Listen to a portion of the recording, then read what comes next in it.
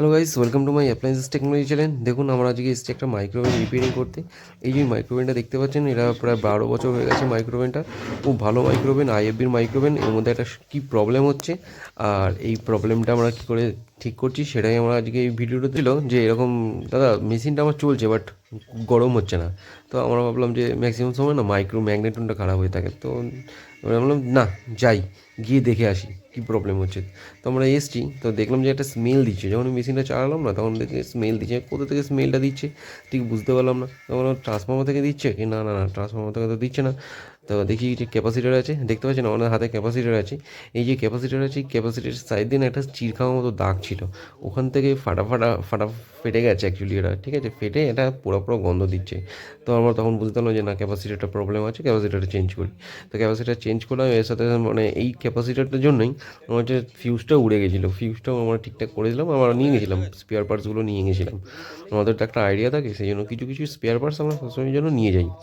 তো মেশিনটা তখন চালালাম, তারপর দেখছি ক্যাপাসিটারটাকে শর্ট করে নিলাম, ডাইরেক্ট ম্যাগনেটনে দিইনি। যদি ম্যাগনেটন কোনো কারণে যদি শর্ট হয়ে থাকতো, তাহলে কিন্তু আমাদের ফিউজটা উড়ে যেত। তো বুঝতে পারছেন। তো ওই যে দেখলাম, আমাকে শর্ট করে নিলাম, যে দেখলাম ঠিক আছে ক্যাপাসিটারের মধ্যে লাইনটা কিন্তু আমাদের সাকসেসফুলি আসছে এবং ক্যাপাসিটারটা শর্ট শর্ট হচ্ছে। তো তারপরে আমরা কী করলাম, ম্যাগনেটনের মধ্যে লাগালাম, ম্যাগনেটনে লাগিয়ে দিয়ে তারপরে হালকা করে দেখে নিলাম, 30 সেকেন্ড মতো চালিয়ে দেখে নিলাম যে গরম আছে। তারপর কাস্টমারকে বললাম যে আপনি একটা কাজ করুন, একটা বাটি নিয়ে আসুন। তো আমাদের একটা বাটি দিল, স্টিলের বাটি দিচ্ছিল। তা আমরা ম্যাডাম একদম স্টিলের বাটি কিন্তু ইউজ করবেন না। বলছে কেন, আমি তো স্টিলের বাটি ইউজ করি। ভাবতে পারছেন, সেই স্টিল বাটি করে ওনার মেশিনটা এখন চলছে। তো যাই হোক, ওনাকে বললাম যে আপনি একটা কাজ করুন, আপনি কোনো কাঁচের বোল টাইপের কিছু দিন।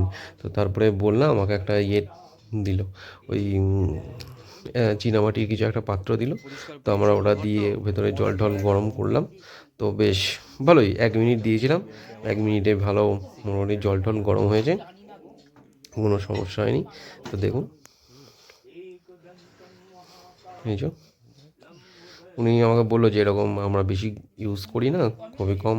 তো আমি বললাম যে হ্যাঁ হ্যাঁ, এই তো মাইক্রোওভেন ম্যাক্সিমাম আপনার ঠান্ডার সময় ব্যবহার করা হয়, সবাই ঠান্ডার সময় ম্যাক্সিমাম ব্যবহার করে, আমাদের বলে এরকম। তো যাই হোক, আমাদের মাইক্রোওভেন কিন্তু রিপেয়ারিং কমপ্লিট হয়ে গেল। এবার আমরা চলে যাব অন্য কাজে। তো আজকের মতো এইটুকুই, মেশিনটা এবার প্যাক আপ করে দিচ্ছি আমরা।